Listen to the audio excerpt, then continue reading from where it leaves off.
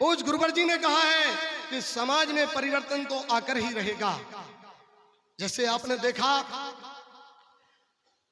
1857 की जब क्रांति में एक चिंगारी जली, जहां रानी लक्ष्मीबाई, मंगल पांडे जैसे हजारों स्वतंत्रता सेनानियों ने एक चिंगारी जलाई और उस चिंगारी को जलते हुए 250 साल हो गए।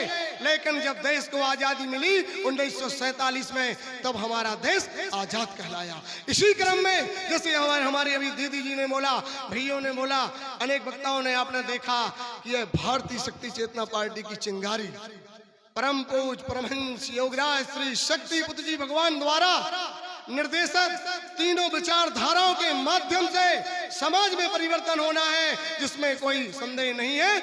आज नहीं तो कल एक ऐसा अवसर आएगा जहां पर उस गुरुवर जी ने कहा है कि भारतीय शक्ति चेतना पार्टी के माध्यम से एक दिन दिल्ली के लाल किले पर एक शक्ति साधक या साधिका शक्ति ध्वज फहराएंगी। सोचें, विचार करें।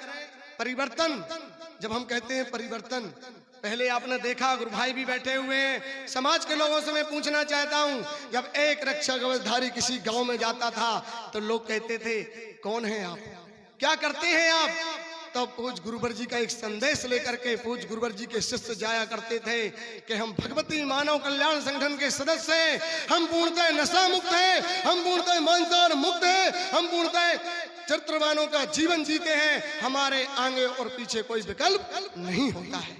और वही एक छोटी सी चिंगारी जलते हुए आज दमोह जिले में लाखों लोग पूज्य गुरुवर जी की कृपा से इसी प्रकार से माँ की जोत जला करके घरों में माँ की आरती करवाते हैं। हर गली में जाते हैं, हर उस व्यक्ति के पास जाते हैं, हर उस माँ के पास जाते हैं जिस माँ की वेदना होती है कि मेरा बच्चा नशा मुक्त हो जाए। वो पत्नी के पास जाती है जिस पति का एक संकल्प होता है कि मेरा पति नशा मुक्त हो जाए। ऐसी विचारधारा को लेकर के आज भगवती मानव कल्याण संगठन एक वट वृक्ष का रूप धारण कर चुका है। सोचें, विचार करें। हम और आप यहाँ नाते रिश्तेदार बैठे, नए लोग बैठे हुए हैं। मैं आपसे पूछना चाहता हूँ और एक निवेदन करना चाहता हूँ, हमें और आपको एक स्वीकार करना पड़ेगा कि सत्य क्या है और सत्य क्या है। लोग भटके हुए हैं, लोग कहते हैं कैसी विचारधारा है। हमें और आपको सोचना होगा कि हमें सत्य की ओर बढ़ना है। हमारे अंदर बैठा हुआ सुपर कंप्यूटर, हमारी आत्मा, हमारे प्राण चीख करके कहते हैं, अगर हम एक कदम रखते हैं और वह कदम अगर गलत होता है तो हमारी आत्मा कहता है भैया यह कदम ना रखें। सोचे, विचार करें। हमें कहीं भटकने की जरूरत नहीं है। जिस प्रकार से हिरण आपने देखा होगा, जंगलों में जो हिरण रहता है उसकी नाभि में कस्तूरी रहती है, लेकिन वह चरता हुआ विचलित करते हुए पूरे जंगल में ढूंढता रहता है, लेकिन उसको पता नहीं रहता कि मेरी ही नाभि में केसर विराजमान है। ऐसी प्रकार से मानव जब गलत कर्म करता है तो उसका सुपर कंप्यूटर चीख करके कहता है कि यह गलत कर्म ना करो, यह कदम आगे मत रखो, लेकिन लोग उसको स्वीकार नहीं करते।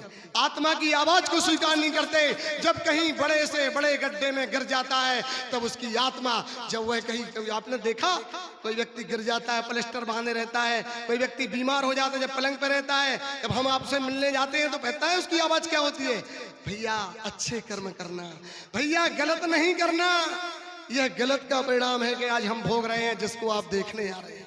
इसी प्रकार से पूज्य गुरुवर जी ने कहा है कि जब हमारी आत्मा गलत को स्वीकार कर देती है या हमारी आत्मा गलत को चीख करके कहती है, इसी प्रकार से हमारी आत्मा में एक और कर्म होता है, इसको पूज्य गुरुवर ने कहा है सत्य कर्म, परोपकार, पुरुषार्थ। ये कहां से आएगा?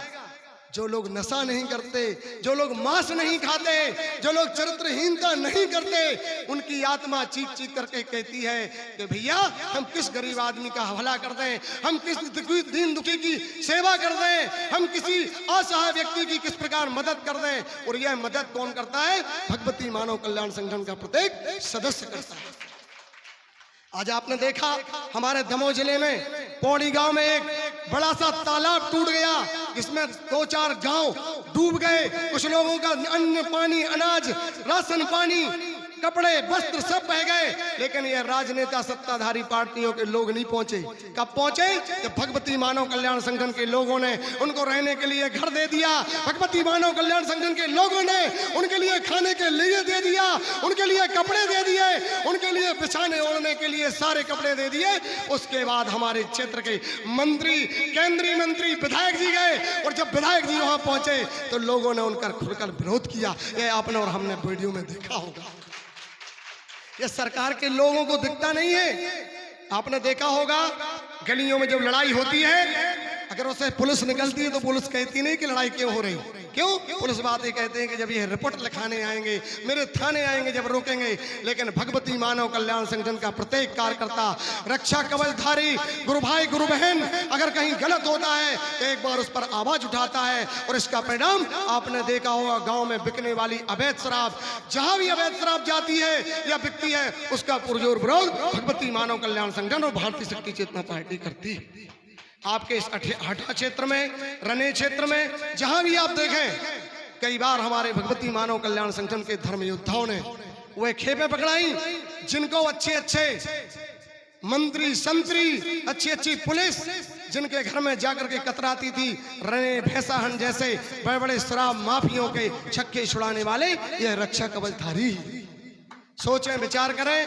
मैं आपसे निवेदन करता हूं, आग्रह करता हूं कि एक बार, सिर्फ एक बार उस पंच ज्योति शक्ति सिद्धाश्रम धाम, पावन पवित्र धाम में, जो आने वाले समय में पूज्य गुरुवर जी ने कहा है कि विश्व की धर्मधुरी बनने जा रही है, ऐसे ही पंच ज्योति शक्ति सिद्धाश्रम धाम में 22, 23, 24 अक्टूबर को परम पूज्य परमहंस योगराज श्री शक्ति पुत्र जी महाराज के द्वारा महाशक्ति संगनाथ त्रिदिवसीय होने जा रहा है। इसमें मैं आपका आह्वान करता हूं। पूज्य गुरुवर जी ने स्वयं समाज का आह्वान किया है कि अगर आपके घर में कैसा भी नशेड़ी हो, कैसा भी व्यभिचारी हो, कैसे भी भ्रष्टाचारी हो, अगर उस 3 दिवसीय शक्ति संगनाथ में पहुंचता है तो वह आपके जैसे और हमारे जैसा गुरु भाई अवश्य बन जाएगा। तो उसको अवश्य ले चलें और उस महाशक्ति संगनाथ में अवश्य पधारें, क्योंकि पूज्य गुरुवर जी ने कहा है कि यह, जब पूज्य गुरुवर जी ने युग परिवर्तन का महासंगनाथ किया था तो वह भी 3 क्रमों में था। नशा मुक्ति का संगनाथ किया था तो वह भी 3 क्रमों में था। और यह जो महाशक्ति संगनाथ है, यह भी तृतीय चरण और अंतिम चरण पंच ज्योति शक्ति सिद्धाश्रम धाम में 22, 23, 24 अक्टूबर को होने वाला है। इसी के साथ मैं अपनी पुनः बहुत बहुत धन्यवाद देना चाहता हूँ। अनेकों जगह अनेक अनुष्ठान हो रहे हैं, कहीं शंकर जी बनाए जा रहे हैं, विसर्जित किए जा रहे हैं। उसी क्रम में कितना अति सौभाग्यशाली क्षण कि यह मकान के उद्घाटन में, गृह प्रवेश में माँ की 24 घंटे तक जोत जला करके माँ की साधना आराधना की गई। इतना पवित्र अवसर हम सबको प्राप्त हुआ, यह एक सौभाग्य से कम नहीं है। विचार करें, सोचें, समझें। जब कहीं भी कोई भी अनुष्ठान हुआ करता है, आपने देखा होगा कि 24 घंटे का अगर रामायण का पाठ हो या 24 घंटे का आपने देखा दुर्गा पाठ हो, और एक ऐसा दिव्य स्थल, ऐसी दिव्य पावन स्थली श्री पंच ज्योति शक्ति सिद्धाश्रम धाम, जहां पर 15 अप्रैल 1997 से लेकर के आज 26 वर्ष पूर्ण हो चुके हैं, वहां पर अखंड श्री दुर्गा चालीसा पाठ चल रहा है। उसी कड़ी में हमने यह दुर्गा चालीसा पाठ संपन्न किया है। सोचें, विचार करें।